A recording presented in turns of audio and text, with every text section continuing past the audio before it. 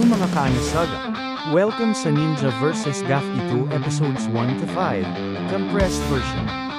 Kung gusto mong pumili ng specific episode na gusto mong panoorin, click mo lang yung timestamp sa baba, o check mo sa description. Nagsisimula ang kwento sa isang leader ng kilalang kriminal na organisasyon na nakatitig sa dulo ng baril.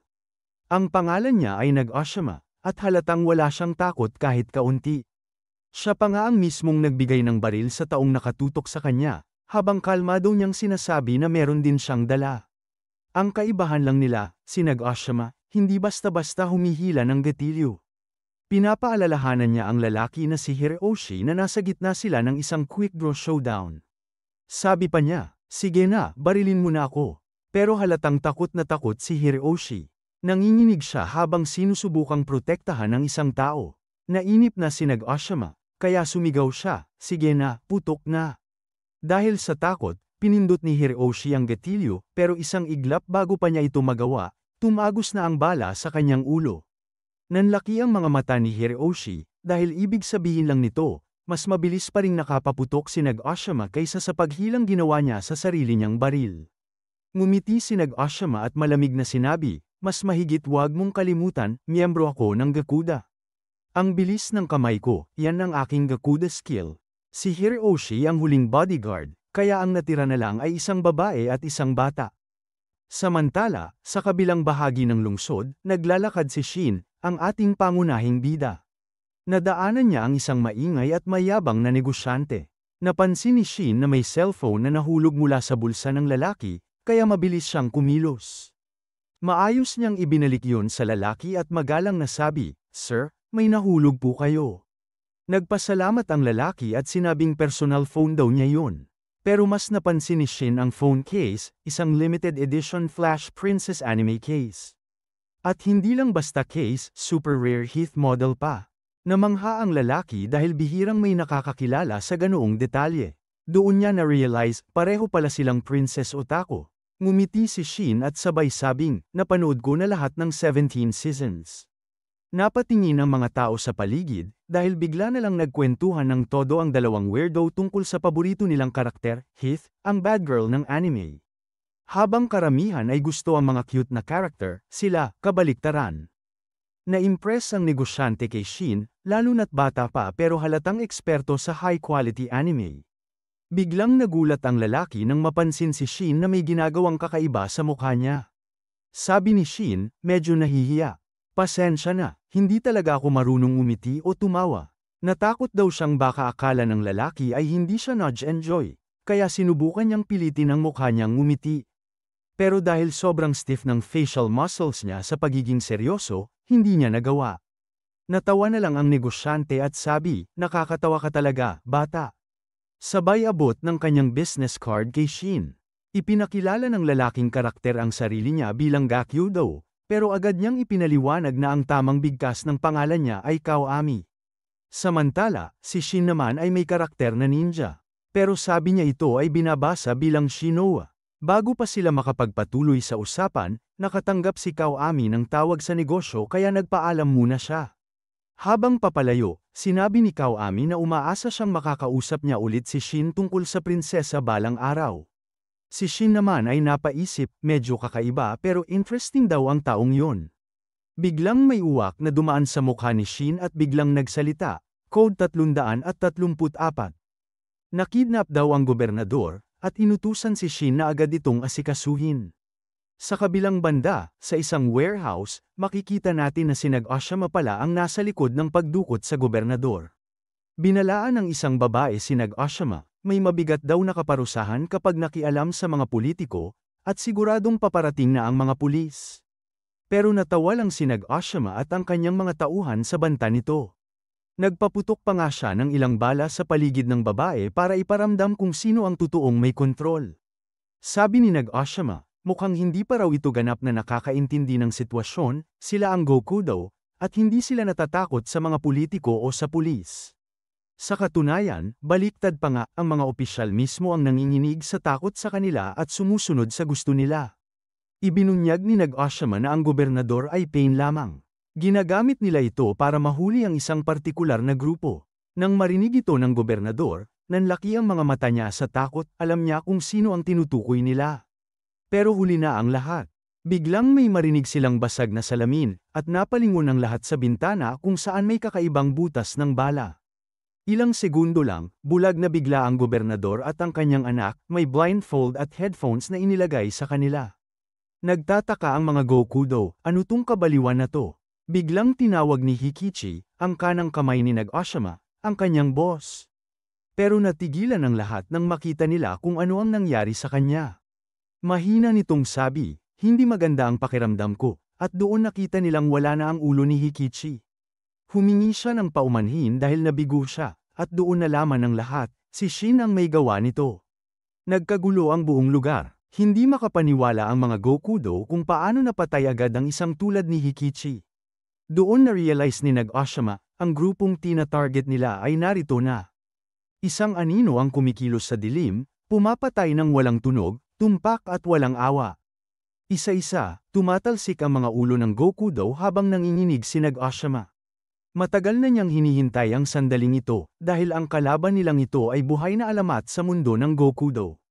Nagsimula siyang bumigkas ng isang sinaunang propesya ng Gokudo. Kapag may nagkasala sa ilalim ng mundo, ngunit hindi niya ito natapos. Paglingon niya, may kakaibang lalaki sa likod niya, si Shin mismo. Laking gulat ni Nag-Oshima nang makita niyang wala nang natirang buhay sa kanyang mga tauhan. Tinapos ni Shin ang propesya. Kung may magkamali sa ilalim ng mundo, darating ang ninja para singilin. Halos hindi makahinga si Nag-Oshima habang nakatingin sa kanya. Sabi ni Shin, sige na, bumunot ka. Ang unang bumaril, panalo. Pero imbes na lumaban, tinanong ni Nag-Oshima kung anong problema ng ninja. Naiinis si Shin, ayaw niya ng madaldal sa gitna ng laban. Sumigaw si Nag-Oshima, galit na galit, bakit sa tuwing sinusubukan naming mabuhay, kayo lagi ang sumisira? Bakit? Tumingin si Shin sa gobernador at sa anak nito. Tahimik niyang sagot, dahil dinadamay niyo ang mga bata sa karumihan niyo. Kaya hindi ako kailanman makakatawa o makakangiti. Sinisisi ni Nag-Oshima ang mga ninja sa pagkawasak ng lahat, pero wala nang pakialam si Shin. Tumahimik ang paligid at alam ng lahat. Tapos na ang laro. Sinigawan ni Shin si Nag-Oshima, bumaril ka na? Kaya mabilis na pumutok si Nag-Oshima, pero kahit anong bilis ng bala, wala itong sinabi sa kidlat na galaw ni Shin. Sa isang kisap mata, umiwas si Shin sa bala at pinugutan si Nag-Oshima gamit lang ang sariling kamay. Nanlaki ang mga mata ni Nag-Oshima, hindi siya makapaniwala. Hindi lang siya natalo sa bilisan ng pagbunot, nilampasan ni Shin ang bilis ng bala mismo. Habang unti-unti siyang nawawala ng lakas, ngumiti pa si Nag-Oshima. May tiwala pa rin daw siya na magtatagumpay ang Gokudo, dahil may isang lalaki raw na mamumuno sa kanila. Pero siguradong hindi na siya yon, dahil tuluyan nang bumagsak ang katawan niya sa sahig. Tinawag ni Shin ang kanyang teknik na Blade of Darkness, at malamig niyang sinabi, "Target eliminated." Kinabukasan, dumating ang mga pulis sa pinangyarihan ng krimen. Ligtas ang gobernador at ang anak nito, pero lahat ng tauhan ni Nag-Oshima ay patay. Sinuri ni Superintendent Maru ang lugar at sinabi niyang ito ay Code Nen, ibig sabihin, may ninja na kumilos. Mas mabilis pa sa pulis ang mga ninja pagdating sa mga krimen ng underworld. Hindi sila nag-iiwan ng bakas, maliban sa mga bangkay ng kriminal at ligtas na mga biktima. Ang mga ninja sa modernong panahon ay hindi na naglilingkod sa kahit kanino. Hindi sila binibili ng pera, kapangyarihan, o batas ng bansa. Gumagalaw sila ayon sa sarili nilang panuntunan, mga anino ng katarungan. Mga anti-hero na pumapatay sa kasamaan. Isa sa mga investigador ay hindi maiwasang humanga sa kanila, habang si Maru naman ay nagtataka, ano kaya ang itsura nila. Samantala, sa ibang lugar, nakita ng ilan sa mga dating kaklase ni Shin si Shin mismo. May nagtanong kung iimbitahin ba siya sa party, pero agad sumagot ang isa. Wag na, hindi naman yan ngumiti. Hindi bagay sa party. Narinig iyon ni Shin. Mahina niyang sabi habang papalayo. Hindi dahil ayaw kong ngumiti, kundi dahil hindi ko talaga kaya. Naalala ni Shin ang sinabi noon ng doktor, bunga raw ng trauma ang kakulangan niyang ngumiti. Malabo na sa kanya ang alaala ng kabataan, pero isa ang malinaw. Ang mukha ng isang lalaking may tato, na brutal na nananakit ng tao. Habang pinagmamasdan niya ang mga taong nakangiti sa paligid, sinabi niya sa sarili. Kung ako lang naman ang hindi makangiti, ayos lang. Basta sila, masaya. Ilang araw ang lumipas, nilipol ni Shin ang isa pang grupo, ang Morgudo. Galit na galit siya sa karumal-dumal nilang mga gawain. Habang nililinis ang lugar, may napansin siyang mga kakaibang coupon na may amoy na parang kemikal. Kinagabihan, dumalaw siya kay Grandpa Kai. Ginamit pa ni Shin ang kakaibang teknik para buksan ang bote ng soda, at natuwa si Kai. Mukhang nalampasan mo na talaga ako, bata, sabi niya habang nakangiti. Tinawag ni Kai ang teknik ni Shin na Blade of Darkness, isang atake na kasabay ng tunog ng nabibiyak na sound barrier. Ipinakita ni Shin ang mga coupon, at agad na amoy ni Kai ang halimuyak ng droga. Papel na binababad sa likidong droga, at kapag kinagat o dinilaan, tinatamaan agad ng tama.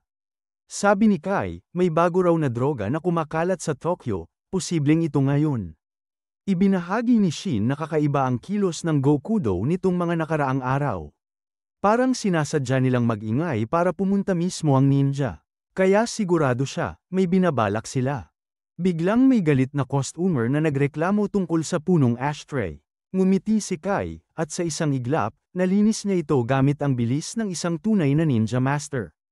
Ilang daang taon nang pinuprotektahan ng mga ninja ang bansang ito. Wika ni Kai. Isa siya sa 8 Imperial Ninja, at nanumpa siyang kapag muling gumawa ng gulo ang mga Gokudo, buburahin niya silang lahat. Kinabukasan, abala si Shin, tumatakbo, hingal, at mukhang kinakabahan. Pagdating sa isang tindahan, napagtanto niyang na late siya. May limited edition na items ng Princess Anime na lalabas lang ngayong araw. Agad siyang pumila sa dulo, at sa kanyang gulat, nandoon din si Kawami.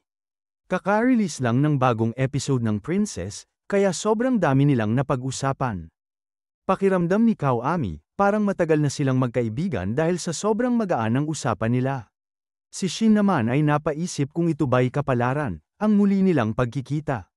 Pagkatapos gumastos ng sobra sa merch ng Princess, nagpasya silang kumain sa labas. Habang kumakain, galit na galit si Kawami habang inaalala ang eksena ng pagtataksil sa anime. Kilala si Kawami sa kainan, palakaibigan, palabiro, at laging nagbibigay ng mga aral sa buhay. Tumawa ang lahat matapos magbiro si Kawami, kaya sinubukan ni Shin sumabay. Ayaw niyang magmukhang bastos o antipatiko dahil lang hindi siya nakikinig sa saya ng iba. Pero kahit pilit, hindi nagbabago ang mukha niya, hindi talaga niya kayang ipakita ang tuwa. Gusto niyang mabago yon, at may suhestyon si Kawami. May kaibigan ka ba? Tanong ni Kawami. Wala, sagot ni Shin. Sabi ni Kawami na ang pinakamabilis na paraan para magbago yon ay makipag-ugnay sa iba. Gumawa ng koneksyon. Pero pinaalala ni Shin na kung hindi nagmumukha ang emosyon sa mukha niya, halos imposibleng magkaroon siya ng kaibigan, pati sa school, hindi siya nakaka-fit in. Naiintindihan naman ni Kawami, at agad niyang sinabi, sige, magiging kaibigan kita. Naguguluhan si Shin, biglang may umihip na hangin palabas ng bibig niya. Tiningnan siya ni Kawami at nakangiti, nakita mo yun. Tawanan yun. Iyon ang unang tumawa ni Shin sa buhay niya, at sobrang tuwang-tuwa si Kawami para sa bago niyang kaibigan. Nagkausap pa sila tungkol sa Princess, pero kailangan ng magtrabaho ni Kawami. Pero okay lang, nagpalitan sila ng contact at nagplano na ituloy ulit. Agad na gustong pumunta ni Shin sa restaurant ng grandpa niya para sabihin, kahit minsan lang, nakabuo ako ng kaibigan. Pero tumanggap si Kai ng mensahe mula sa uwak at napagdesisyonan niyang magsara ng maaga. Samantala, nagkita naman si Kawami at ang driver niyang si Yusawa. Pinapaalala ni Yusawa na malaki ang papel na gagampanan ni Kawami sa darating na panahon. Habang nasa kotse, nagbago ang ekspresyon ni Kawami at sinenyasan siya ni Yusawa na lumabas ang tunay niyang mukha. Tanggal niya ang damit sa itaas at lumitaw ang mga tato sa katawan niya, marka ng Gokudo. Sabi kay Kawami na gulo ang pamilya nila. Dinudurog ng mga ninja ang kita nila, humihina ang Gokudo, at maraming batang miyembro ang tumatalikod at sama-sama sa mga Nunyakuza gang. Sabi ni Yusawa, mas madali raw kung tatayo si Kawami bilang leader ng Gokudo, pero ayaw ni Kawami. Mas gusto niyang maging simpleng office worker at manatiling shadow boss sa ilalim. May plano si Kawami para harapin ang mga ninja, Mukhang konektado ito sa mga drug-laced na papel, coupon na nakita ni Shin. Dumating naman si Shin sa restaurant ni Kai. Pero sarado na dahil maaga siyang nagsara. Sa isa pang base ng Gokudo, naglalaban-laban na ang dalawang faction nila, puro sigalot. Pumasok si Kawami sa pulong at ibang tao talaga ang dating niya, seryoso, malamig, at may awtoridad. Siya ang tumawag sa meeting at ipinakilala ang sarili bilang Tekamote Shadow Boss. Sa labas, dumating na si Kai para sa kanyang misyon. May inisip siyang biro na sigurado siyang papatok kay Shin, baka yun na ang magpatawa sa apo at maglabas ng ngiti. Pero hindi niya alam kung ano talaga balak ng Gokudo sa loob ng pulong. Pumasok si Kawami at sinabi sa lahat na may paraan na silang napag-isipang magtama sa pinakamalupit nilang kaaway, isang plano para tuluyang lipulin ang mga ninja. Sa labas, sinabi ni Kai sa sarili na hindi niya alam ang buong plano ng Gokudo, pero kung masama ang balak nila, isang bagay ang malinaw, kung gagulo sila sa underworld, buburahin niya sila. Nagbigay ng talumpati si Kawami sa lahat ng pinakamalalaking pinuno ng Gokudo tungkol sa napakalaking tagumpay nila laban sa mga ninja noong ikalawang digmaang pandaigdig. Grabe ang dating ng speech niya, sobrang nakaka-inspire. Dahil dito, napaluha si Yasawa, labis na nagpapasalamat na kakampi siya ni Kawami. Pero hindi lang siya ang tinamaan sa puso, kasi pati lahat ng top leaders ng Gokudo ay parang nasa palad lang ni Kawami, mga hari ng Yakuza na nagkokontrol sa buong Tokyo, pero ngayon ay naiiyak sa harap ng karisma ni Kawami. Matapos iyon, buong lakas na idineklara ni Kawami na panahon na para tuluyang mawala ang mga ninja, at magsimula ang panahon ng Gokudo. Sa nakaraan, kahit ilang beses talunin, bumabangon pa rin ang mga ninja, mas malakas kaysa dati. Hindi na nila kailangan ng espada o baril, dahil mismong mga kamay nila ang naging pinakamapanganib na sandata. Dahil dito, libu-libong Gokudo ang napatay. Kaya sobrang tumagos sa puso ng mga Yakuza bosses ang parte ng talumpati ni Kawami. Pagkatapos, bigla niyang sinabi na may solusyon siya. Lahat ng boss ay napaiyak sa ginhawa, akala nila, dumating na ang tagapagligtas nila. Handa na siyang ibunyag ang plano, pero biglang naputol ang lahat ng may nakakatakot na eksena. Dumating si Kai, dala ang mga pugot na ulo ng ilang Gokudo. Napahinto sa gulat si Kawami. Nalaman ni Kai na may masama talagang plano ang mga ito, kaya kailangan niyang lipulin sila. Sa harap ng lahat, tinanggap ni Kawami ang katotohanang karapat-dapat talagang katakutin ng mga ninja, lalo na nang makita niyang gumalaw si Kai nang mas mabilis pa sa mata. Pero imbes na matakot, ngumiti lang si Kawami. Kumuha siya ng piraso ng papel na may halong droga at isinubo ito. Biglang nagbago ang katawan niya, kumislap ng pula ang mga ugat sa paligid ng mata. Sabi niya, ito na yung hinihintay kong sandali. Panoorin niyong mabuti kung paano sisirain ng Gokudo ang mga ninja. Napansin ni Kai ang papel at napagtantong kakaiba ito, ibang kulay, ibang uri. Habang naglalakad si Kawami sa pulang carpet ng mga bangkay, pinag-aralan niya si Kai.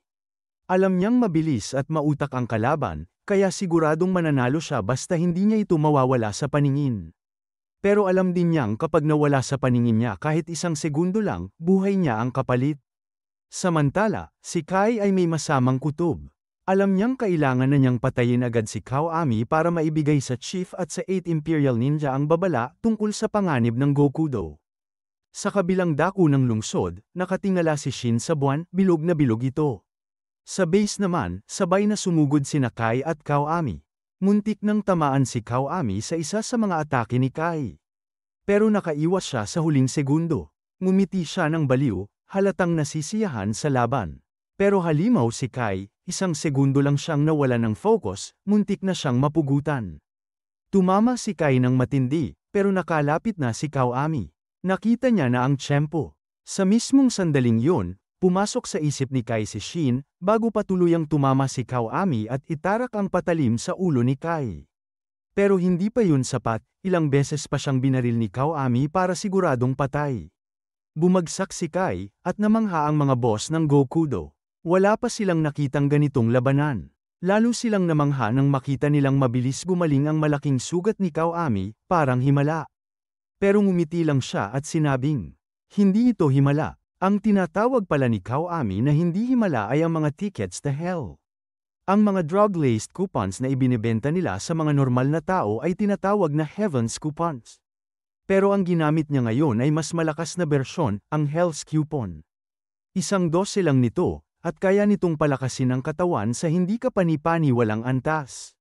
Ito ang magbibigay sa Goku daw ng bilis at lakas na katumbas ng mga ninja.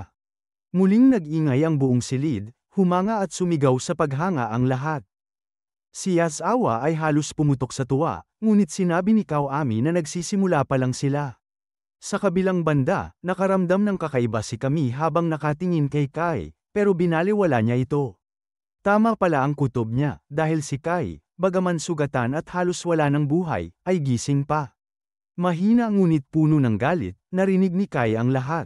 Alam niyang ang Goku daw ay nagkaroon na ngayon ng kapangyarihang kasing lakas ng mga ninja, isang panganib na maaaring magdulot ng kapahamakan sa lahat. Naalala ni Kai kung gaano kalakas si Kawami, ngunit hindi niya inasahan na magiging ganito kalupit ang kapangyarihan nito. Matagal na niyang inaalagaan ang kanyang apo, si Shin, at ngayon ay ipinapasa niya rito ang pag-asa ng lahat ng ninja. Hiling niya sa 8 Imperial Ninja na gabayan si Shin, dahil marami pa itong kailangang matutunan. Biglang lumiwanag ang katawan ni Kai, at natigilan si Kawami nang mapagtantong may binabalak ito. Pero huli na ang lahat, dahil biglang sumabog si Kai, winasak ang buong gusali at tuluyang sinakripisyo ang sarili para patayin ang mga Gokudo boss. Sa malayo, biglang kinilabutan si Shin. May kakaiba siyang naramdaman, pero hindi niya alam kung ano yun. Samantala, sa nasunog na lugar, nagulat si Kawami sa ginawa ni Kai. Pinuri pa niya ito sa sakripisyong ginawa para patayin ang lahat ng boss, ngunit hindi siya natitinag. Ang mga tunay niyang pinapahalagahan, ang grupo niyang tinatawag na Akukudo of Destruction, ay buhay pa. Nakawala sila sa pagsabog dahil sa bisa ng Hell's coupons, at ngayon ay handa na silang puksain ang mga ninja at ang buong bansa. Inilahad ni Kawami ang plano. Alam niyang palaging sumusugod ang mga ninja kapag may krimen. Kaya gagamitin niya yon laban sa kanila. Bilang patunay ng tagumpay niya laban kay Kai, inutusan ni Kawami ang mga tauhan niya na pulutin ang ilang piraso ng katawan ng ninja. Kinabukasan, nagtipon ang mga tao sa isang kalye. May nakita silang kakaiba sa lupa, isang patalim, nakatusok sa tumpok ng giniling na karne. Nandoon si Shin, kaya nilapitan niya ito. Pero nang makita niya ang monogram ng kanyang lolo sa patalim, nanlumo siya. At sa lakas ng kanyang galit, nagsilipad ang mga uwak sa paligid. Sa nanginginig na tinig, iniutos ni Shin sa Chatter Crow. Ipaalam sa 8 Imperial Ninja, pinatay ng Gokudo si Lolo Kai. Biglang lumitaw mula sa kung saan si Kawami. Ngumiti pa ito at nagbiro na parang walang nangyari. Oy, buddy, buti nakita kita. Nakilala agad kita sa buhok mo, tsaka sa posture mong parang pagod na pagod. Mayabang pa niyang sinabi na may nagawa siyang kamanghamanghang bagay sa trabaho, kaya siya ang taya sa inuman mamaya. Itinago ni Shin ang galit sa loob niya at nagpanggap na kalmado. Biniro pa niya si Kawami, ang pangit mo tingnan, may kurbata ka pa sa ulo mo. Tumawa si Kawami at sinabing baka ito na ang susunod na trend. Pero napansin niyang wala na ang mensaheng iniwan niya. Napangiti siya, siguradong kinuha na iyon ng mga ninja. Wala siyang pakialam, at naglakad silang dalawa papunta sa bar. Si Shin, sa kabila ng ngiti at pagpapanggap na normal, ay nilalamon ng galit sa loob. Hindi niya matanggap kung bakit kailangang mamatay ang lolo niyang si Kai. Sa isipan niya, paulit-ulit niyang tinatanong kung sino sa mga Gokudo ang may kagagawa ng lahat ng ito. Samantala, si Kawami ay nag-iisip ng susunod niyang hakbang. Sana raw alam niya kung saan nagtatago ang mga ninja, para sila na mismo ang unang umatake. Habang patuloy na kumukulo ang galit ni Shin, tahimik siyang nangako na hahanapin niya ang pumatay sa kanyang lolo, at ipaghihiganti niya ito. Habang nagsasalita si Kawami, unti-unting nagiging ingay na lang ito sa background. Dahil sa isip ni Shin, isa lang ang laman, ang kanyang lolo. Naalala niya kung gaano ka mahilig sa kape si Kai, pero palaging sinasabi nito na ang pag-inom ng alak ay isa sa mga kasiyahan ng pagtanda. Handa si Shin na subukan yun ngayon. Pero dahil bata pa siya, pinipigilan siya ni Kawami. Sa kasamaang palad, tumama pa rin ng kaunti ang alak sa mukha ni Shin, at isang patak pa lang. Bigla na siyang nawala ng balanse at bumagsak. Natarante si Kawami, akala niya mamatay si Shin at baka kailanganin ng doktor. Pero nagulat siya nang makitang tunay na nag-aalala si Kawami. Dahil doon, naisip ni Shin na mabuting tao talaga si Kawami, at masaya siyang siya ang naging una niyang kaibigan. Pagkatapos, humingi ng tawad si Shin. Inamin niya na kamakailan lang ay may nawala sa kanya, isang taong parang magulang na minahal niya ng higit kanino man. Kaya siya uminom, para malunod kahit sandali ang sakit. Nalungkot si Kawami. Sinabi niyang alam niya ang pakiramdam ng mawala ng mahal sa buhay. Walang alak na makakatanggal ng ganoong klaseng sakit. Kaya aniya, sa ganitong mga oras, iisa lang ang tunay na solusyon, umiyak. Hinimok niya si Shin na ilabas ang lahat ng emosyon bago siya lamunin ng galit at lungkot. Kaya matapos ang lahat ng trahedya, tuluyan ang bumuhos ang kanyang mga luha. Pagkatapos, humingi siya ng tawad sa abalang naidulot. Bago sila maghiwalay, pinaalalahanan siya ni Kawami. Uminom ka ng maraming vegetable juice bukas para sa hangover mo, ha?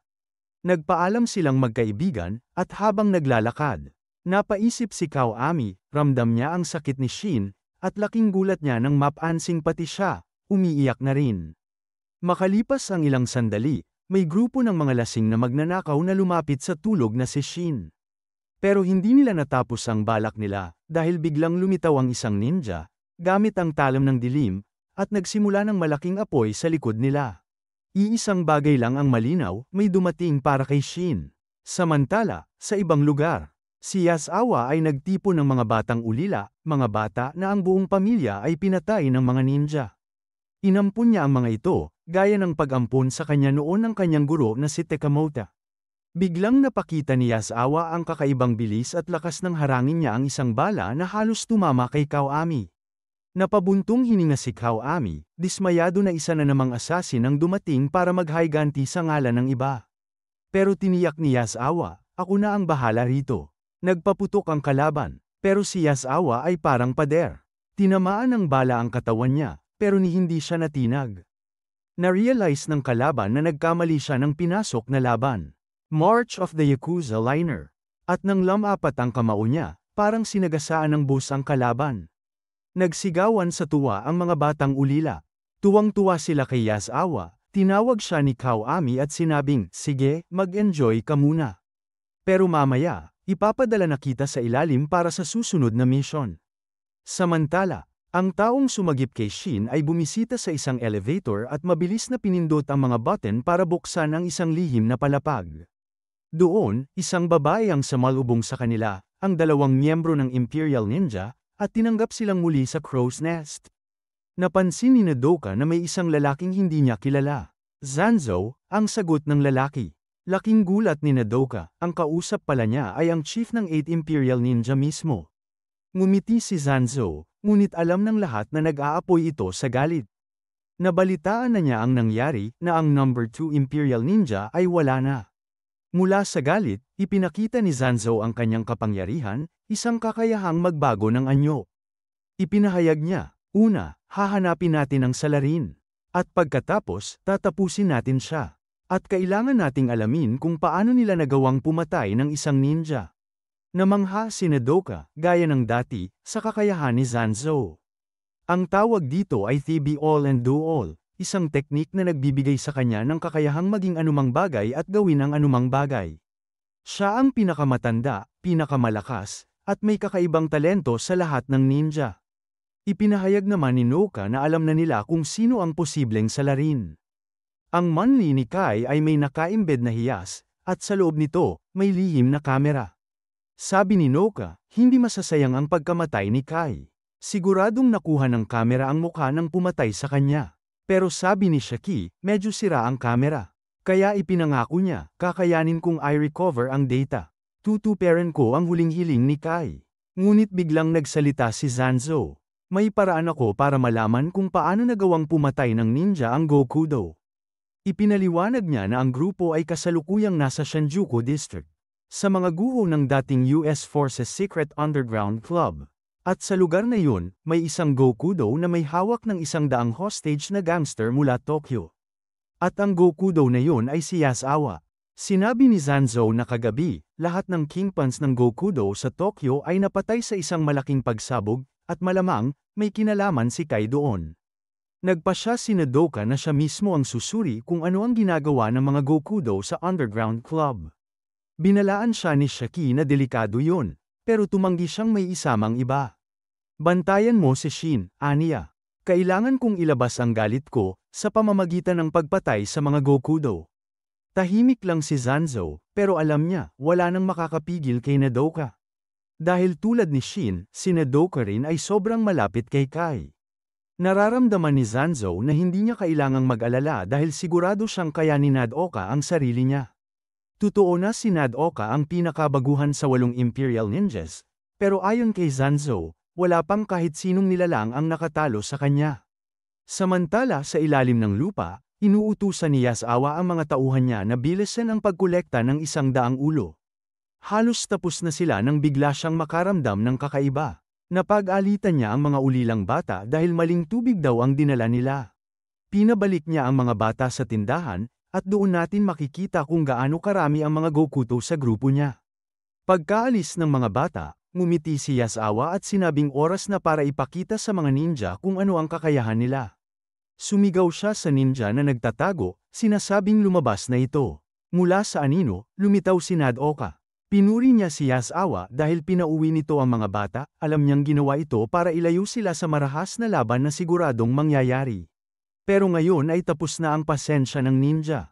Habang naglalagablab ang apoy sa paligid niya, sinabi ni Nodoka na ang mga Gokudo ay labis nang nagiging sagabal sa ilalim ng mundo, kaya kailangan na silang lipulin. Pero hindi natatakot ang mga Gokudo, hawak nila ngayon ang Hell's Coupon. Habang naglalakbay si Shino, bigla siyang nagising at agad tumakbo papunta sa kuta ng Gokudo. May masamang kutob siya tungkol sa nangyayari kay Nodoka kaya desperado siyang makarating doon bago pa mahuli ang lahat. Samantala, si Nodoka ay muling nangako, wawasakin niya ang sinumang kumikilos nang hindi naaayon sa kanyang panuntunan. Si Yasawa at lahat ng tauhan niya ay gumamit ng mga piraso ng Hell Ticket. Sa ibang lugar naman, pinag-uusapan ni Kiwami kung bakit siya ang pinakamahina sa mga Gokudo Destroyers. Pero yun mismo ang dahilan kung bakit siya napili para sa unang misyon. Kung kaya ng pinakamahinang miyembro na patumbahin ng isang ninja gamit ang Hell Ticket, magiging simbolo yun ng pag-asa para sa hinaharap ng Gokudo. Bumalik tayo kay Nodoka. Dito, formal siyang nagpakilala bago niya tuluyang sunugin ang buong grupo. Pero pinigilan siya ni Yasawa, na nagpakilala rin at sinabi ang kanyang layunin, ang maghayganti para sa lahat ng Gokudo na napatay. Ginamit ni Nodoka ang kanyang kapangyarihan at sa isang iglap, naging abo ang lahat ng tauhan ni Yasawa. Nanlaki ang mata ni Yasawa sa takot, isang atake lang, at wala na agad ang buong grupo niya. Sinubukan niyang gumanti at pinakawalan ang lahat ng atake niya, pero hindi gumalaw si Nodoka. Ang lahat ng iyon ay natunaw lang sa apoy na parang mula sa impyerno. Hindi makapaniwala si Yasawa sa klase ng lakas na nasa harap niya. Muli siyang tinamaan, nilamon ng apoy ang buong katawan niya. Biglang lumitaw si Nodoka sa harap niya at sinuntok siya hanggang tumagos ang kamao sa katawan. Nabigla si Yasawa, alam niyang ilang segundo na lang ang natitira sa buhay niya. Sa huling sandali, umaasa siyang nakaligtas ang mga ulila na kasama nila. Ngunit sa kasamaang palad, halos lahat sa kanila ay pinugutan ng ulo ng isang misteryosong tao. Isang bata lang ang nakaligtas, pero sa kasamaang palad, nabangga niya si Shino. Ang pangalan ng bata ay Ryota. Agad napansin ni Shino na iba ang presensya ng batang ito, isang halimaw sa sariling paraan. Pero alam niyang hindi pa ito nakapatay ng kahit sino. Kaya sinabi ni Shino, wala akong oras para sa isang baguhan tulad mo. Medyo nakahinga ng maluwag si Ryota, pero bigla niyang naalala ang unang beses nilang pagkikita ni Yasawa. Noon, pinaslang ng mga ninja ang buong pamilya ni Ryota. Naisip pa nga niyang magpakamatay, pero pinigilan siya ni Yasawa at sinabihang huwag kang yumuko kailanman. Ang alaala ng guro niyang iyon ay nagpasiklab ng galit at determinasyon sa puso niya. Dahil doon, kinain ni Ryota ang Hell Ticket. Sinabi niya, kung tatakas ako ngayon, hindi ko na kayang humarap sa guro ko. Napansin ni Shino ang tapang at determinasyon ni Ryota, kaya alam niyang wala na siyang pagpipilian kundi tapusin ang laban. Sa wakas, naunawaan ni Ryota ang tunay na kahulugan ng pakikipaglaban. Nawala ang takot niya, at nagsimula ang laban. Nakabigwas si Ryota ng isang malakas na suntok sa mukha ni Shino. Napangiti si Shino, ramdam niya ang diwa at tapang sa suntok na yon. Ipinaliwanag naman ni Ryota na ang buong estilo niya ay puro matitigas na suntok, ang tinatawag nilang Gokudo Iron Fist. Sa simula, halos pantay silang dalawa. Pero kalaunan, isang malakas na atake ni Shino ang tumama, dahilan para masugatan si Ryota. Sabi ni Shino, ito ang ultimate piercing skill ko, simple lang, kapag may bakal, dudurugin ko. Pagkatapos noon, bumuhos ang ulan ng mga suntok mula kay Shino. Si Ryota ay halos hindi na makagalaw, ang braso niyang bakal ay unti-unting nababasag. At nang ihanda ni Shino ang kanyang final strike, ang huling iniisip ni Ryota ay si Yasawa, bago siya tuluyang punitin ng marahas na atake ni Shino. Samantala, sa loob ng katawan ni Yasawa, unti-unti na itong gumuho habang kinukuha ni Nodoka ang buhay niya. Ngunit habang naglalakad palayo si Nodoka, bigla niyang narinig muli ang boses ni Yasawa. Nagulat siya nang makita itong buhay pa, kahit may malaking butas sa gitna ng katawan. Paliwanag ni Yasawa, ang dugo mula sa mga pinugutan ng ulo kanina ay siyang pumihil sa apoy na sumunog sa kanya. Lalo pang nagulat si Nodoka nang makita na lahat ng Gokudo na sinunog niya, buhay pa rin.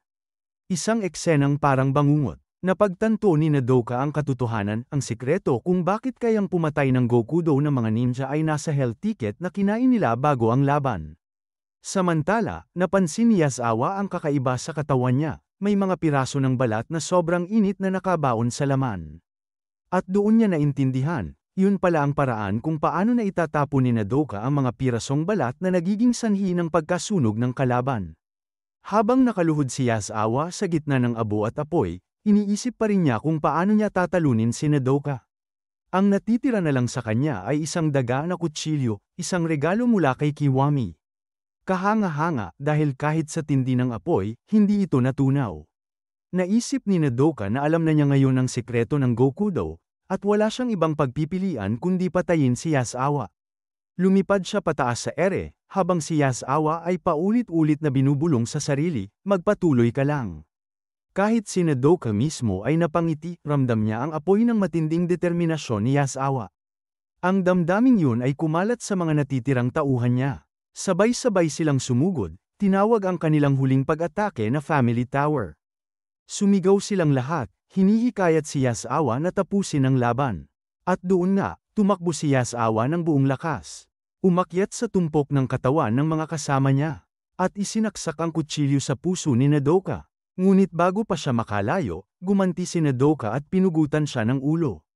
Napatigil si Nodoka, hindi makapaniwala kung gaano kalayo ang kayang gawin ng mga Gokudo. Samantala, sa huling hininga ni Yasawa, naisip niya, maganda rin pala ang naging buhay ko. Habang naglalakad si Nodoka palayo, napasigaw siya sa sakit. Ngunit paulit-ulit niyang sinasabi sa sarili, hindi ako pwedeng mamatay dito, kailangan kong sabihin sa iba ang sekreto ng Gokudo. Gusto pa niyang mabuhay, kahit alam niyang halos wala na siyang lakas. Naalala niya ang nakaraan, isang buhay na puno ng paghihirap at puot. Tuwing nawawala siya sa sarili, naglalagablab ang buong katawan niya. Isang sumpa na halos sinira ang pagkatao niya. At noon, handa na sana siyang wakasan ang lahat nang biglang lumitaw si Shino. Hininto siya ni Shino at sinabing, kung mamamatay ka sa ganitong paraan, nakakahiya yan. Binalaan siya ni Nodoka, hindi ko makontrol ang apoy. Masusunog ka kung lalapit ka. Pero ngumiti lang si Shino at sinabing, walang kwenta ang apoy. Isa akong ninja, kaya kung dalhin ka. Na-inspire si Nodoka sa mga salitang yun, lalo na nang malaman niyang 10 taong gulang pa lang si Shino noon. Dahil doon, nagpasya siyang sabihin sa kanya ang katotohanan tungkol sa ginagawa ng Gokudo. Habang nanghihina, binunot ni Nodoka mula sa bibig ni Yasawa ang hell ticket. Plano niyang ibigay ito kay Shino. Pero sa parehong sandali, isang bala ang tumama sa kanya. Ang bumaril ay isang lalaki na nagngangalang Yajima, kasama ni Kiwami at ng isang babae na tinatawag na Gamo. Habang nakatayo sa gitna ng abo, sinabi ni Kiwami, ang bawat ninja ay may kanya-kanyang espesyal na kakayahan, nakakatakot, pero kamangha-mangha rin. At sa pagkapanalo nila, nagdeklarang, kahit ang mahina, kayang kagatin ang malakas. Ngunit natawa lang si Gamo at sinabing, walang saysay yan, patay pa rin si Yasawa sa huli. Pinagalitan siya ni Kiwami, matuto kang rumispeto sa mga kasamahan mo. Ironically, si Kiwami mismo ay hindi marunong umintindi ng damdamin. May madilim siyang nakaraan at hindi niya alam ang ibig sabihin ng pakikiramay. Biglang dumating si Shino at nakita niya ang tatlong anino sa gitna ng apoy. Napansin din siya ni Kiwami pero wala ng oras. Inutusan niya si Gamo, tapusin mo kung sino man yan. Babalik ako sa kotse, may 3 minuto ka. Sumigaw si Shino, huwag kayong tatakas. Pero napatigil siya nang makita ang wala ng buhay na katawan ni Nodoka. Lumuhad siya sa tabi nito, buhay pa pala, pero malubha ang sugat. Nagtangka pa si Nodoka na magsalita. Ang tanging salitang lumabas ay, mag-ingat ka, may aatake. Pagkatapos noon, bumagsak mula sa kisame si Gamo. Sa galit ni Shino, nanginginig ang boses niya habang sinasabing, uulitin ko ng paulit-ulit, tatapusin ko ang buhay mo. Si Gamo naman ay natawa sa gitna ng luha, tinawag ang ina niya. At halos mapugutan si Shino ng ulo. Tinukso pa niya ito, akala ko tutulo na utak mo parang ramen. Pero ayos lang, mukhang nasira ko naman ang isang mata mo. Ngumiti lang si Shino, parang walang nangyari. Tinawag siyang madaldal ni Gamo, pero agad siyang napahinto nang mapansin niyang naputol ang kamay niya. Nagtaka si Gamo kung maibabalik pa ba niya ito. Habang si Shino ay muling nagpakilala. Ngayon, paan ng galit. Tumugon si Gamo at sinabi, ang Gokudo ability ko ay tinatawag na Plague. Pareho silang sumigaw, tapusin na natin to, at sabay na sumugod sa isa't isa. Ngunit biglang tumigil ang lahat nang tumunog ang cellphone ni Gamo. Sinagot niya ito. At nanlaki ang mata ni Shino nang marinig ang ringtone, theme song ng Flash Princess. Sa kabilang linya, malamig ang boses ni Kiwami. Sabi niya, tapos na ang oras mo, Gamo. Handang-handa na si Shino para ipagpatuloy ang laban nila ni Gamo, pero bigla na lang itong nawala ng gana, tumalikod, at basta na lang umalis. Agad namang bumalik si Shino kay Nodoka, na ngayon ay naghahanda na para sa kanyang huling sandali. Mahinang tinig niyang sinabi, mas mahigit alam mo ba, Shino, ang mga Gokudo, ginagawa nila lahat ng ito ng sadya. Ipinahayag ni Nodoka na, sinasadyang umakto ng masama ang mga Gokudo, para mabuking ang mga ninja na nakatago. At kapag lumabas ang mga ito, agad nilang pinapatay. At higit sa lahat, ibinunyag niya ang pinakamalaking sikreto, ang dahilan kung bakit nila kayang talunin ang mga ninja, ay dahil sa isang maliit na piraso ng papel. Habang humihina ang kanyang boses, tumingin siya kay Shino at sinabing, utang ko sa iyo ang lahat, bata. Ngumiti siya ng payapa, at sa huling hininga niya, natagpuan ni Nodoka ang kapayapaan. Ngunit sa paligid nila, nagsimulang gumuho ang buong gusali. Hindi na halos makagalaw si Shino, nilalamon siya ng galit at dalamhati. Samantala, sa kabilang dako, iniisip ni Kiwami si Yasawa, habang malamig niyang binigkas, may maliit akong handog, para sa'yo. Agad namang natarante si Gamo, alam niyang may masama itong binabalak. Kaya tumakbo siya ng buong bilis para makalayo. At sa huling pagkakataon, bumulong si Kiwami, Palm, Yasawa, sumabog ang buong gusali, isang napakalakas na pagsabog, na yuminig sa buong paligid.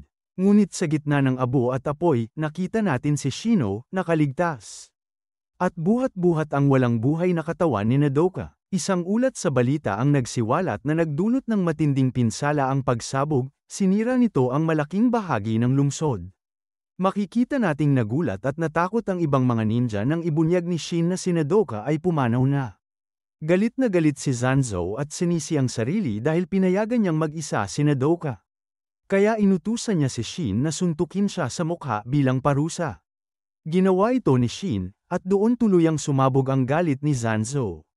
Ngayon, ang galit niya ay nakatuon na sa Gokudo. Sigurado siyang patuloy nilang tatargetin ang mga ninja. Kaya nag-transform si Zanzo sa kanyang boss form at buong tapang na idineklara na taglay niya ang pinakamalakas na kapangyarihan ng ninja. Kaya niyang magpalit ng anyo, at para bang isa siyang Diyos na walang hangganan ang kakayahan. Dahil dito, tungkulin niyang tiyakin na hindi na muling mangyari sa iba ang sinapit ni Nodoka. Samantala, mag-isa si Shin at puno ng kaba at pag-iisip kung kailan muling aatake ang Gokudo. Pero biglang dumating si Kawami at inimbitahan siyang sumama sa isang biyahe. Tahimik lang silang nagmaneho ng matagal, kaya nagtaka si Shin kung ano ang nangyayari. Biglang nagsalita si Kawami at binanggit ang paborito nilang anime, Flash Princess. Inalala niya ang unang kalaban na tinalo ng bida, isang demonyong gorilla na nagngangalang Otokong. Sa dulo ng episode, ipinakita si Heath na nagluluksa sa pagkamatay ng kanyang demonyong kaibigan. Ipinaliwanag ni Kawami na ganun din ang nararamdaman niya ngayon, kaya napagtanto ni Shin na may pumanaw na taong malapit kay Kawami. Sinabi ni Kawami na ang taong yun ay mabait, mahinahon, at laging naniniwala sa kanya. Isa itong mabuting kaibigan, higit pa sa nararapat para sa kanya. Sabi ni Kawami, dapat daw nakakaalis ng bigat ng loob ang pagmamaneho, pero hindi gumagana sa kanya. Humingi siya ng paumanhin sa pag-aksaya ng oras ni Shin, pero laking gulat niya nang si Shin pa ang nagbigay ng payo. Sabi ni Shin, hindi ko man masyadong naiintindihan, pero gawin mo ang lahat para manatili sa laban. Ang mga taong mahalaga sa iyo ay karapat-dapat manatili sa alaala mo. Naalala niya ang mga kaibigan niyang nawala at sinabi niyang, huwag mong hayaang masayang ang mga pangarap nila. Dapat nating ipagpatuloy ang mga ito. Nangako rin siyang hindi siya magdadalawang isip na gawin yun. Naantig si Kawami sa mga salitang yun. Naisip niya, ganito siguro ang pakiramdam ng magkaroon ng nakababatang kapatid. Biro niya, pwede raw siyang tawaging kuya, pero mas gugustuhin ni Shin na tumalon palabas ng umaandar na kotse. Pagkatapos nilang maghiwalay, nakipagkita si Kawami sa isang lalaking nagngangalang Hiroki. Nagmaneho sila sa Taito Highway, isang lugar na kilala bilang pugad ng mga kriminal.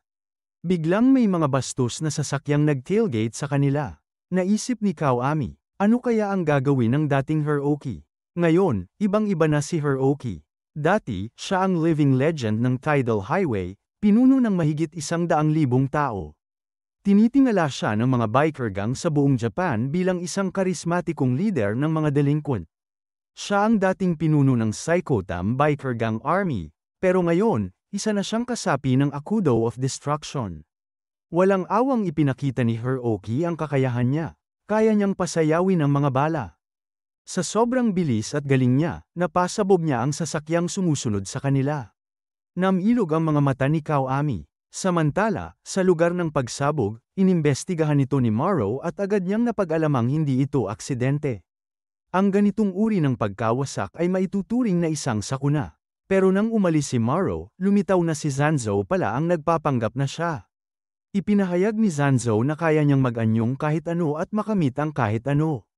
Nasa kamay niya raw ang kapalaran ng Gokudo, at ang susunod na sakuna ay manggagaling mismo sa mga ninja. Sa ibang lugar naman, nagulat ang mga doktor sa isang pambihirang surgeon. Sa araw na yun, nakasampung operasyon na siya ng cancer, at hindi pa rin siya nagpapakita ng pagod. Lahat ng operasyon ay sobrang delikado, pero nagawa niya ng madali. Lahat ng doktor ay nagpalakpakan matapos niyang alisin ang cancer sa 88 parte ng katawan ng isang pasyente, sa loob lang ng 30 minuto. Siya ang pinuno ng isang pamilyang kilala sa larangan ng medisina, at ang pangalan niya ay Seiko. Tahimik lang siya sa una, pero nang magsalita, iisa lang ang sinabi niya. Ang Gokudo dapat nang mawala sa mundo. Sa kabilang banda, sa isang mamahaling restaurant, inilabas ang pinakamahal at pinakatanyag nilang alak, ang legendary cognac na nagkakahalaga ng mahigit 400 milyong yen. Nagulat ang isa sa mga veteranong staff dahil kahit siya, ngayon lang niya ito nakita. At nagtaka kung may kinalaman ba ito sa laki ng mga muscle ng lalaking iyon. Isa sa mga babae na humahanga sa lalaki ang nagsabi na hindi ito tungkol sa laki ng muscle, kundi sa tibay ng loob. Sabi ng babae, mga lalaking matatag ang paninindigan ang talagang minamahal ng mga babae. At doon natin nalaman ang pangalan ng lalaki, Yagi. Pagbalik niya sa base, agad siyang bumati kay Shin. Halata namang hindi pa rin nagbabago si Shin, seryoso pa rin at hindi marunong umiti. Kaya nagkaroon si Yagi ng ideya, isama raw si Shin sa club niya, dahil mga profesional daw ang mga host doon sa pagpapatawa ng tao. Dumating naman si Seiko, at agad itong humingi ng paumanhin sa ugali ng kanyang nakababatang kapatid. Bilang doktor, agad niyang sinuri ang mata ni Shin at naayos ito kaagad. Namangha si Shin dahil muli na siyang nakakakita. Pagkatapos, inanyayahan niya si Shin sa ospital, dahil sabi niya, isang maliit na hiwa lang sa utak mo, at muli kang matatawa. Pero syempre, tinanggihan yun ni Shin. Maya-maya, binati ni Zanzo ang Cursed Blood Ninja. Ibinunyag ni Zanzo na ang Aikuro of Destruction ang pumatay kina Kai at Edoka. pero walang ideya si Yagi kung sino siya. Nang tumingin siya ng mabuti, napansin niya ang mga mata nito, at doon niya napagtanto na si Zanzou pala ito, ang kanilang hepe. Ipinahayag ni Zanzou na gumagamit ng droga ang mga Gokudo para palakasin ang sarili. Sinaliksik ni Shaki ang gamot at nalaman niyang halo ito ng iba't ibang steroids at mga Chinese herbs. Sinubukan ni Zanzou ang gamot sa isang daga, at sa kapangyarihang yun, napatumba ng daga ang isang oso. Sa ngayon, nasa tuktok ng kumpiyansa ang Gokudo. Kaya sigurado si Zanzou na nagbabalak na naman sila ng isang kasamaan para muling lumabas ang mga ninja. Sa kabilang banda, si Hiroki ay nagbubuntong hininga habang iniisip kung bakit napakaraming tao ang galit sa buhay nilang pangmatanda. Nagtanong si Kaoami kung ano ang plano niya.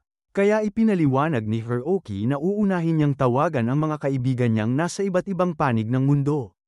Ang una ay isang lalaking namumuhay sa dumi. Ang asawa niya ay walang tigil sa kakadaldal, at minsan ay iniisip na niyang tapusin ang lahat. Siya si Alpha. Samantala, may isang lalaki namang tinatreto ng masama ng kanyang boss. Isa siyang walang paninindigan, laging tahimik kahit inaapi. Pero nakatanggap siya ng tawag mula kay Alpha. Ipinaliwanag nito ang sitwasyon, at tuwang-tuwa si Sigma nang marinig na tinatawag silang muli ng kanilang leader. Nang muli siyang insultuhan ng boss niya, sinuntok niya ito ng sunod-sunod at sabay nag-resign sa trabaho. Sa isang larong baseball naman, todo sigaw ang mga fans para sa manlalarong si Omega. Maaari siyang magtala ng bagong record ng home run sa susunod niyang palo. Kilala siya bilang Human Whirlwind, pero sa kabila ng mga sigawan at papuri, wala siyang nararamdaman. Hanggang biglang sinabi sa kanya na may tawag siya mula kay Sigma. Dating squad commander si Omega, kaya buong respeto niyang kinausap si Lieutenant Sigma.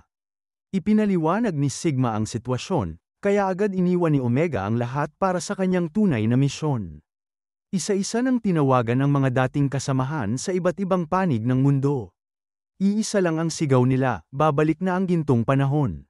Sa loob lamang ng ilang minuto, idineklara ni Hiroki na 50,000 lalaki ang magtitipon kinabukasan. Napahanga si Kaoami at nagtanong kung ano ang plano nila. Ipinaliwanag ni Hiroki na ang tunay na kalayaan ng mga biker gang ay ang mabaliw ng walang limitasyon, dahil sa ganun, nawawala ang sakit at pagkabagot ng buhay. Noong araw, ninakaw ng mga ninja ang pangarap nilang mundo. 100,000 lalaki ang lumaban ng buong tapang, pero kalahati sa kanila ang nasawi. Kaya ngayon, layunin ni Hiroki na buhayin muli ang pangarap na yun, magdala ng kaligtasan sa mga pagod na matatanda, at maghayganti sa mga ninja. Samantala, inalala ni Shin ang bili ni Zanzou na maging alerto sa anumang kakaibang galaw. Napansin niya si Kaoami na nakikipag-usap sa kanyang boss. Sa kabilang lugar naman, kinukuhanan si Hiroki ng mga litrato kasama ang kanyang mga fans.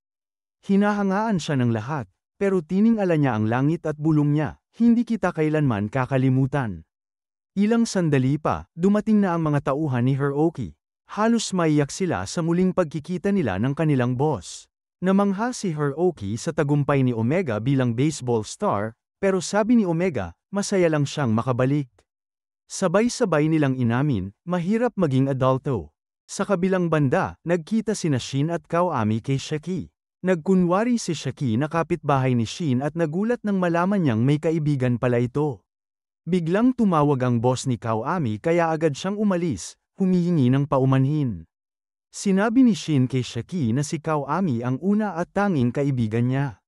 At sigurado siya, may kakaiba sa taong yun.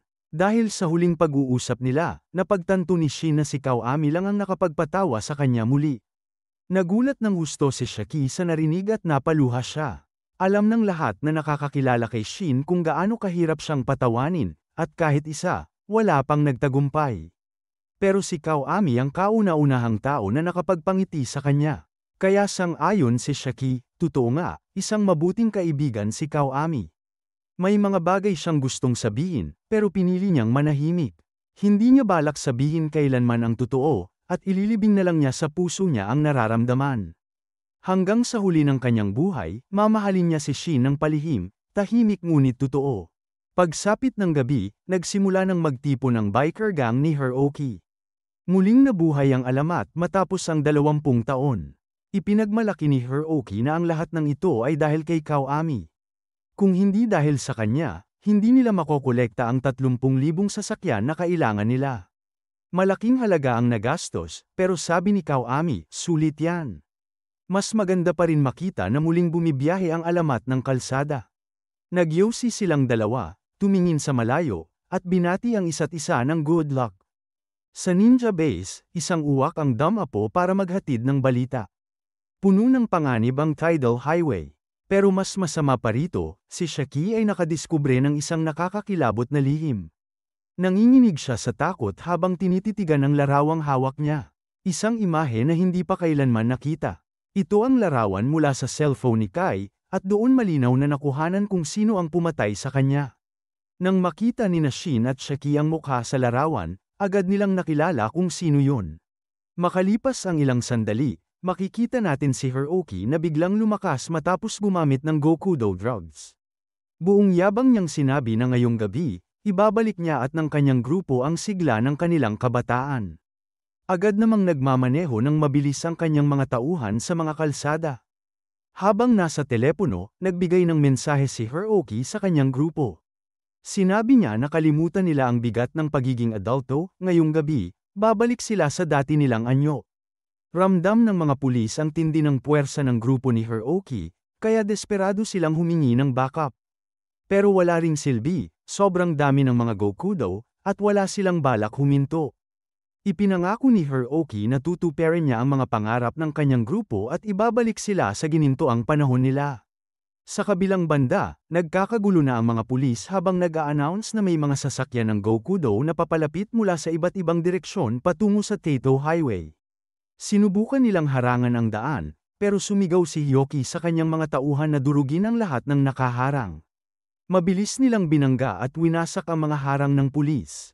Natigilan ang mga pulis nang makapasok ang mga Gokudo sa highway. Si Hiroki naman ay labis na natuwa at idineklara niyang lahat ng makaharang sa kanila ay mamamatay. Habang nagaganap ito, pinapanood ng mga ninja ang Taito Highway na ngayon ay nagliliyab. Napansin ni Zanzo na iba na ngayon, hindi na motorsiklo o lowriders ang gamit ng Gokudo, kundi mga kotse na. Nagtanong si Zanta kung may ideya ba ang iba kung anong ibig sabihin nito. Ipinaliwanag ni Shin na malinaw, naghahanap ng laban ng Gokudo. Ginagawa nila ito para akitin palabas ang mga ninja. Pero ngumiti lang si Zanzo at sinabing ayos lang sa kanya, dahil kahit 30,000 Gokudo cars pa yan, lalaban sila. Ipinahayag ni Zanzo na silang 5 ay sapat na para durugin ang buong Gokudo gang. Pumayag ang lahat, sabi ni Zanzo, isuot na nila ang kanilang gamit, oras na para magpiesta laban sa kasamaan. Sa di kalayuan, may isang lalaki na desperadong gisingin ang kanyang ina na nasugatan sa highway. Paparating na ang mga Gokudo na may masamang balak, pero sakto namang dumating ang mga ninja. Malakas na sigaw ni Shin, oras na para mamatay ang mga Gokudo. Sa bilis ng kanyang kamay, pinahinto niya ang mga kotse sa ere at winasak ang mga ito sa loob lang ng ilang segundo. Ipinaliwanag ni Zanzo na paikot-ikot sa Taito Highway ang Gokudo sa 4 na ruta. Ang trabaho ng mga ninja ay maghintay sa bawat daan at pigilan sila kahit ilang minuto lang, sapat na yun para magdikit-dikit ang mga kotse at maging harang. Yan mismo ang ginawa ni Shin. Sa isang iglap, nakagawa siya ng napakalaking pile-up explosion habang patuloy na bumabangga ang mga Gokudo sa isa't isa. Samantala, hindi makapaniwala si Prime Minister Aida sa gulong nangyayari.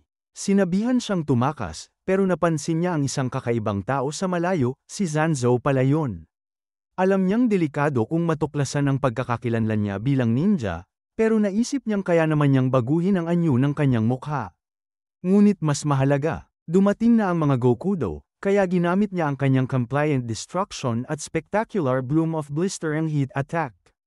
Habang nagliliyab ang buong highway, sumigaw si Zanzo, para ito sa mga kasama kong namatay. Hindi kalayuan, tumutulong si Shaki sa mga sugatang tao. Galit na galit siya sa kalupitan ng mga Gokudo, dahil sa galit, lumipad siya sa ere at ginamit ang kanyang Blade of Darkness. Perfume of Eternal Sleep, isang halimuyak na galing mismo sa pawis ng kanyang palad, at sino mang makahinga nito ay agad lulubog sa matamis na panaginip na hindi na nila magigisingan. Isa-isang bumangga at nasunog ang mga kotse ng Gokudo habang naglalakad si Shaki na may ngiti sa labi, Sa kabilang bahagi ng highway, hinarap ng ninja twin brothers sina Sigma at Alpha. Dalawang Gokudo na matagal nang magkaibigan.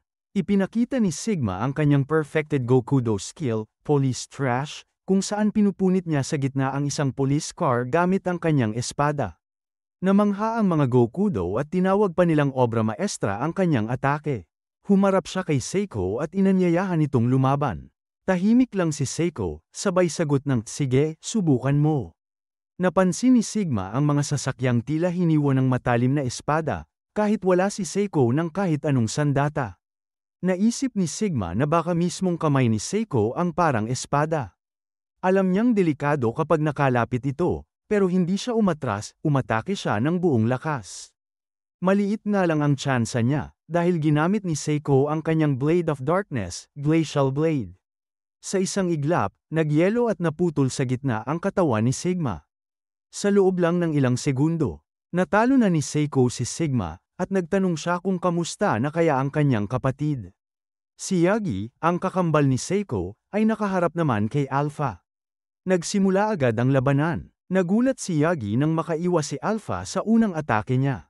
Tumugon si Alpha gamit ang kanyang Gokudo skill, Budapest Smash, pero bigla siyang napasigaw sa sakit, nabasag ang kamay niya sa mismong mukha ni Yagi.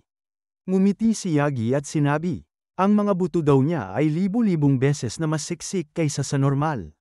At kapag ginamitan ng kanyang Blade of Darkness, Immortal Electric Man, nagkakaroon siya ng kuryenteng kayang pumatay. Isang iglap lang, ginamit ni Yagi ang ataking yun para tapusin ang mga Gokudo. Subalit hindi pa rin sumusuko sina Alpha at Sigma. Kahit sugatan, ipinangako nilang lalaban sila hanggang sa huli para sa kanya. Tumakbo silang muli para sumugod, pero mabilis silang pinaslang ng mga ninja. Sa huling sandali ng kanilang buhay, ngumiti sila, masaya dahil kahit sandali lang, muli nilang naramdaman ang dating sigla ng kabataan. Sa ibang lugar naman, nagtitipon ang mga tao habang pinapanood ang isang labanan, isang misteryosong lalaking nakaitim laban sa isang kilalang tao.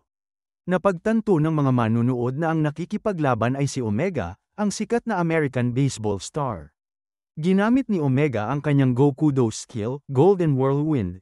Ginagamit din niya ito sa mga direct attack, at napahanga siya sa bilis ni Zanzo.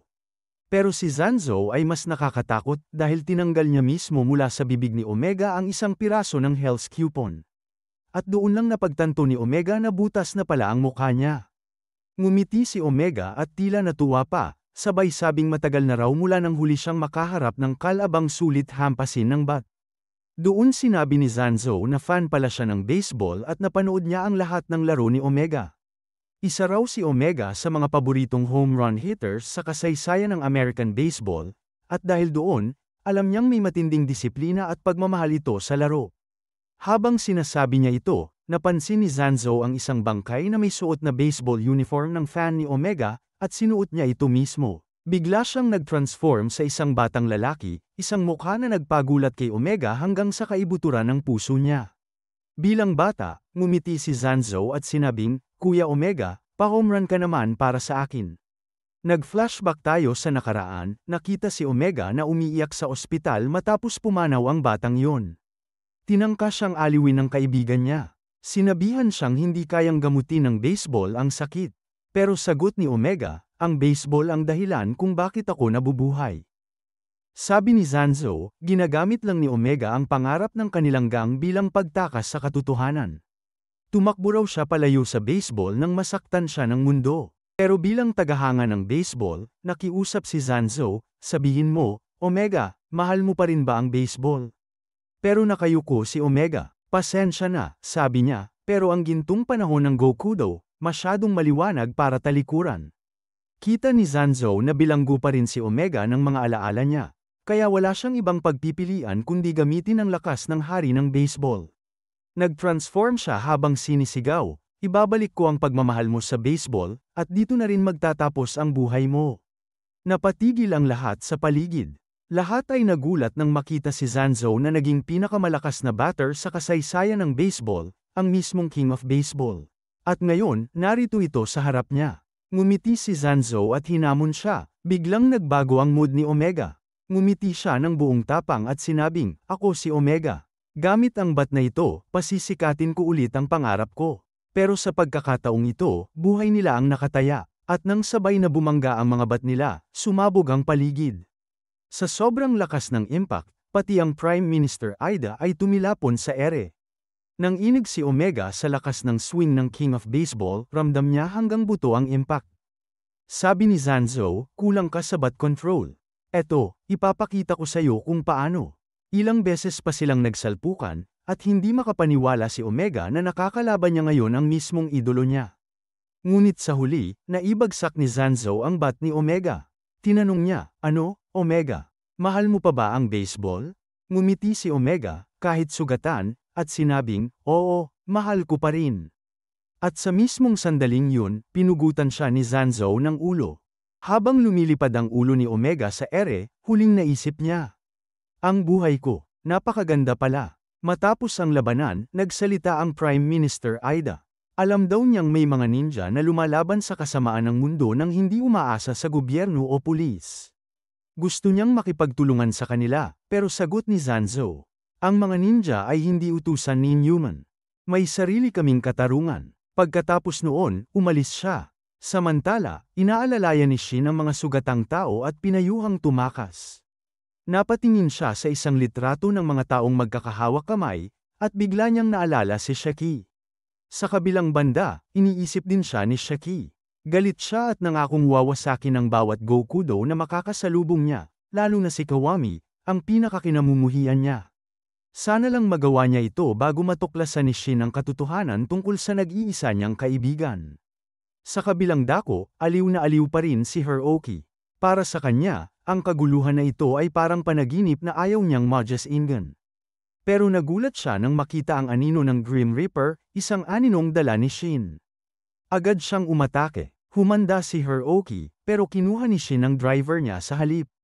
Binaril siya ni Hiroki, at tumagos ang bala sa ulo ng driver. Alam ni Shin na si Hiroki ang utak ng kaguluhan, kaya tinanong niya, ilang taon ka na ba? Sagot ni Hiroki, 39. Napakunot noo si Shin, matanda ka na, bakit mo ginagawa ang mga bagay na para lang sa mga pasaway? Ngumiti si Hiroki, sabay tanong niya, kaya mo bang gumawa ng apoy, ninja? Lalong nagalit si Shin, alam niyang tinutokso siya ni Hiroki. Sabi pa nito, binanggit ko lang ang apoy kasi binaril ko dati ang isang ninja sa ulo, na marunong gumawa ng apoy. Doon tuluyang nagliyab ang galit ni Shin. Salamat, sabi niya, binigyan mo ako ng isa pang dahilan para tapusin ka. Sabay silang nagpaputok, pero nagmintis pareho. Napaisip si Shin kung sinadya bang mintisan siya ni Hiroki. Ngumiti si Hiroki at nagpakilala rin. Ako si Hiroki, at tuturuan kitang maintindihan kung gaano kahirap maging matanda. Sabay ginamit ni Hiroki ang kanyang Gokudo skill, at sa tindi nito, napaatras si Shin, lubos na nabigla sa nakita.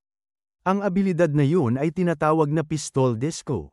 Isang teknik kung saan nagagawa ni Hiroki na pasayawin ang mga bala sa ere sa pamamagitan ng pag-ricochet o pagtalbog ng mga ito sa mga debris sa paligid. Ilang sandali pa, naubusan na ng bala si Hiroki, pero ngumiti lang siya. Ipinakita niya kay Shin na marami pa siyang baril, bawat isa puno ng bala. Habang near-reload ang isa, nagsimula siyang magpaliwanag kung bakit gustong-gusto niya ang Kato Highway. Bigla siyang muling nagpaputok, mas marami pa kaysa dati, habang sumisigaw ng, sumayaw ka para sa akin, ninja. Sa bawat putok, lalong damadami ang debris na tinatamaan ng bala, kaya mas damadami rin ang mga bagay na pwedeng pagtalbugan ng mga ito. At kahit anong bilis ni Shin, hindi na niya kayang makaiwas sa lahat. Ngumiti si Hiroki, tapos na to, sabi niya. Ito ang ibig sabihin ng pagiging adult. Harapin mo ang mga problemang parang imposibleng lampasan, mga bagay na paulit-ulit kang pinapahina at sinasaktan. Yun ang tunay na sakit ng pagiging matanda. Ngayon, habang nakatayo si Hiroki sa harap niya, malamig itong ngumiti. Alam ko kung ano ang iniisip mo, ninja, sabi niya. Iniisip mong ikaw ang bida sa mundong to, di ba? Bago pa makagalaw si Shin, binaril siya ni Hiroki diretso sa ulo. At sa totoo lang, dagdag ni Hiroki habang bumabagsak si Shin, hindi ikaw ang bida rito, isa ka lang side character. Grabe, di ba? Ang lupe ng laban na yun. Kung gusto mo pa ng ganitong solid na anime recaps, Don't forget to like, share, at subscribe sa channel. At i-turn on mo na rin yung notification bell, para hindi ka ma-late sa next upload. Comment mo rin sa baba kung anong episode o moment ang pinaka nagustuhan mo. At kung gusto mong makita pa ang next part, binge watch mo na yung iba kong videos. Kasi bawat isa, mas intense, mas wild, at mas Anisaga style. Peace out, mga ka-Anisaga. See you sa next upload.